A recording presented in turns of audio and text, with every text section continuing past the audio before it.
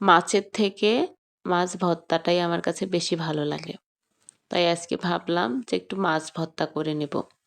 মাংস তো রান্না করে নিয়েছি, ফ্রিজের মধ্যে মাছের লেজ ছিল আর কয়েক পিস মাছ ছিল।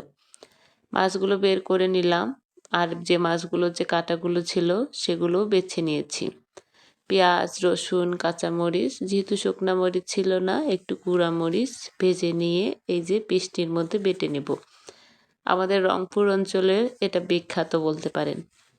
পিসনির মধ্যে রংপুরের ম্যাক্সিমাম মানুষ ভর্তা জাতীয় যা কিছু হয়ে থাকে করে থাকে। আর এই পিসনির মধ্যে আলু ভর্তা বলুন আর মাছ ভর্তা কিংবা শুটকি ভর্তা করতে কিন্তু অনেক ভালো হয় এবং খেতেও খুব মজা হয়।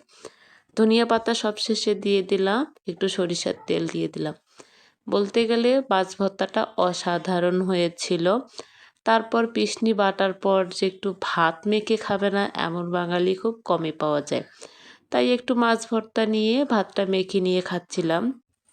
যতটা না পরিমাণ মাছ ভর্তাটা খেতে শান্তি লেগেছিল, এই পাটার মধ্যে ভাত মেখে খেতে তার দ্বিগুণ স্বাদ লেগেছে। তো আজকে একটু চলে যাই ভর্তা খেতে খেতে। সবাই ভালো